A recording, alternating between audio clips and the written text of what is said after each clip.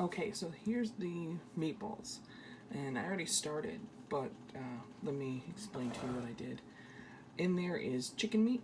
You can use beef, you can use turkey, whatever you want to use, but I'm using chicken today. In there is the Italian seasoning that I explained about in a previous video. Then I put eggs. Now, since I have a lot of meat, I put 3 eggs. Usually I put 1 or 2 eggs per pound to pound and a half of meat. I'm also going to put in parsley, and you're going to put a lot in there. Parsley, I feel, is one of those spices that you can't overdo, and I put a lot of that in there.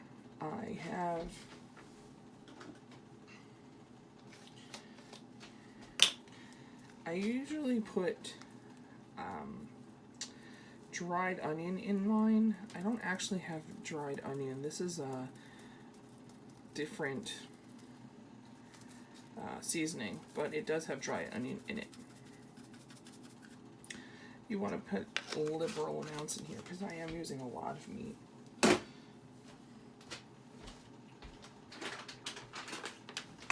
I also have my favorite sea salt, Himalayan pink sea salt.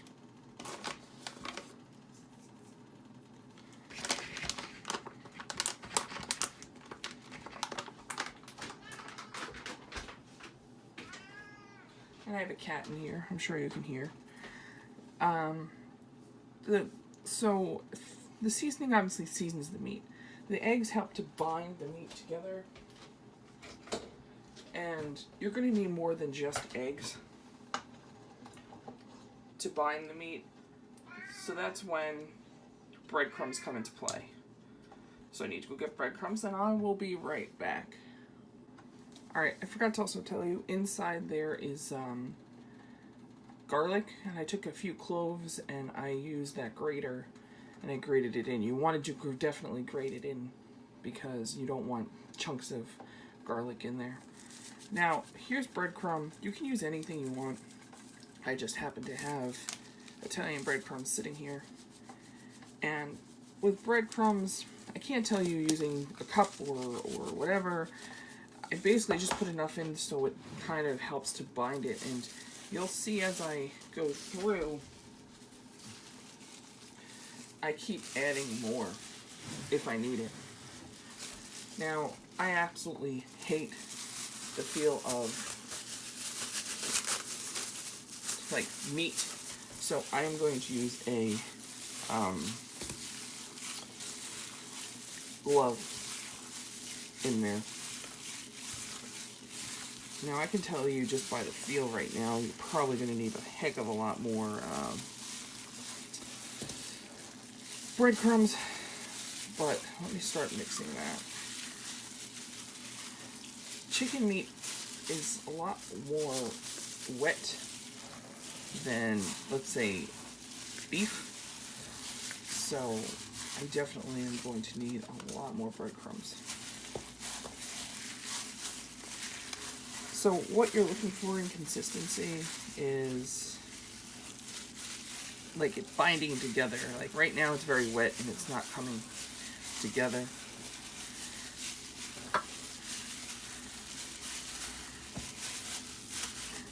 And I actually may need to switch to a bigger pot because there's a lot of meat in here.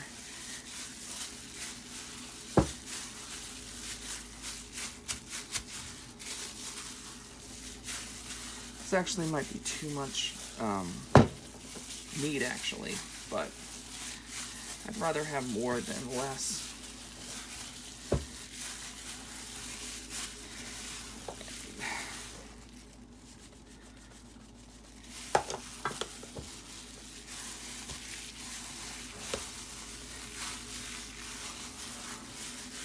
Just keep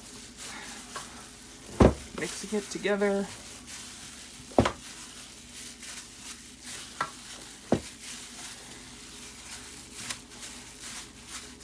You can kind of see how it's starting to look more combined together. That's your goal. Yeah, I'll be right back. I'm going to get a pot. Hold on. Alright, I'm back. So, this is going to be a little bit better because it gives me a little bit more room.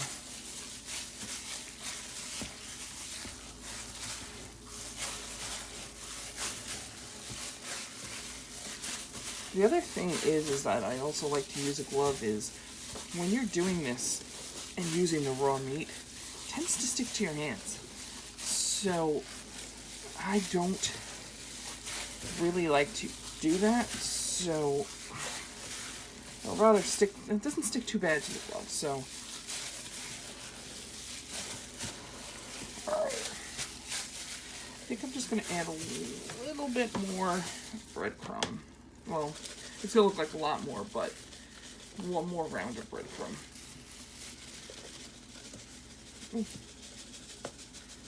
Okay, this should do it, I hope.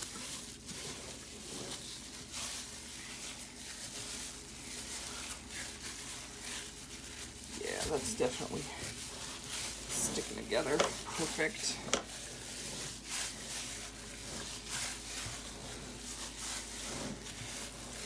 And also, if you're worried about sugar in your diet, sugars or carbs in your diet, a great alternative to just regular breadcrumbs. They do have whole wheat breadcrumbs, which I should be using, but I just ran out of them. So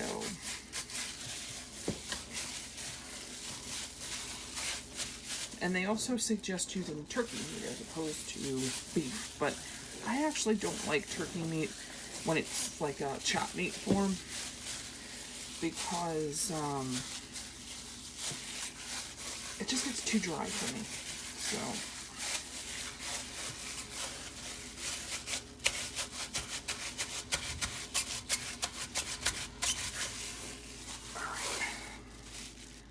alright, now I'm actually going to have to get my hands a little bit dirty because I'm going to have to make meatballs.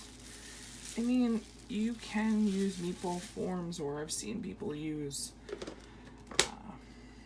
ice cream scoops, but I'm just going to get my hands dirty and do it. But I first need a pan and what I'm putting it in, so I'll be right back. Okay, so you can see I have a throwaway pan. I'm going to just spray it. You don't really need to spray it, but I'm going to spray it, or you grease it. I have this. It's like, I think you probably have like Pam. This is just a generic brand of it. So, meatballs. Some people fry them. Some people bake them. Since I have a massive amount that I'm doing, I'm just going to bake them. So, I have my oven on 400 degrees. A little bit higher than 400, to be honest with you. Maybe about 425. Now, I don't know your conversion if you are using metric. Sorry.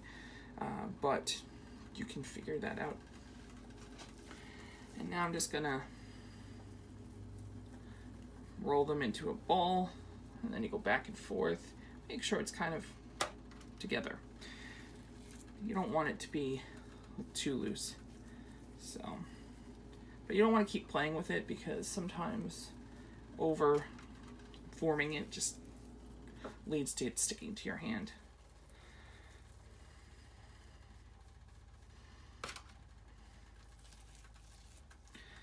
Now, you're going to put this in the oven for about, I usually do it for, I'm trying to think.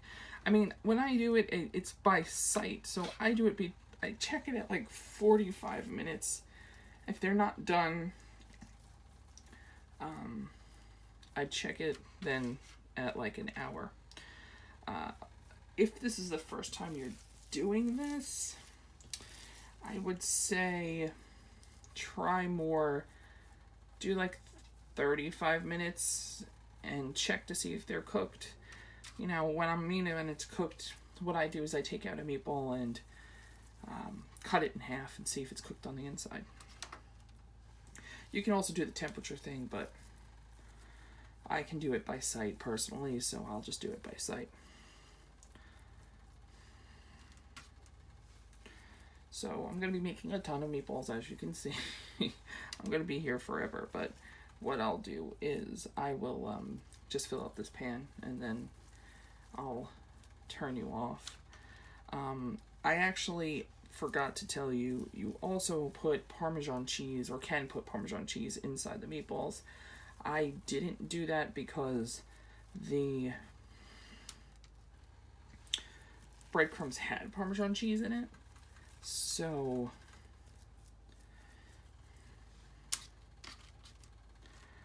I didn't put it extra in, but you can, by all means. I might put more in the next batch. Now, you can kind of see what I'm kind of not doing, which is making them about the same size. I'm doing a bad job at that, but it's fine. You want to keep them around the same size so they can cook even. But it's not terrible. And yeah, you probably want a little space in between them, but you know, you don't want to overpack in them.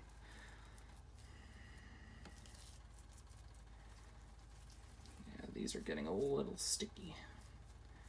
Now, even when you're making the meatballs and you go through it and you're realizing that you're getting a little bit more of a sticky meat and you need it to be a little bit more bringing together, like being more cohesive, you can put more breadcrumbs in as you go. But this one's kind of on the verge of too sticky, but I'm just going to keep going with them.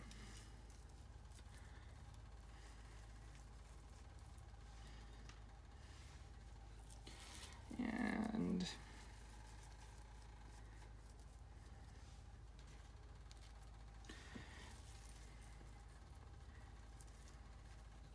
I actually make meatloaf this way. So instead of making it into little balls for meatballs, I usually put them, you know, in a loaf pan. And what you can also do, which is really nice, is on the bottom, you want to keep this moist. And if you're doing a meatloaf, what I would do is take Worcestershire sauce, water, and a thing called Gravy Master, and then put Worcestershire sauce and Gravy Master on the bottom of like a tall drinking cup, and then fill it with water, and then pour it on top. So that keeps it nice and moist. I may put some type of fluids in there, like a water or something.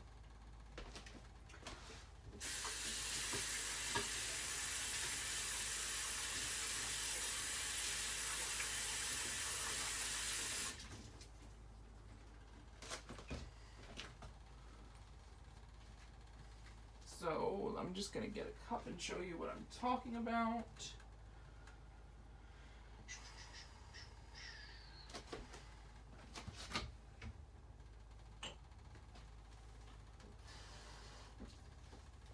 And when I say a little bit of water, I'm talking about, that was just a little tiny drip. Alright, so that is what it is, and I will try to come back when I have a final product and take a picture. And here they are, all cooked. Delicious.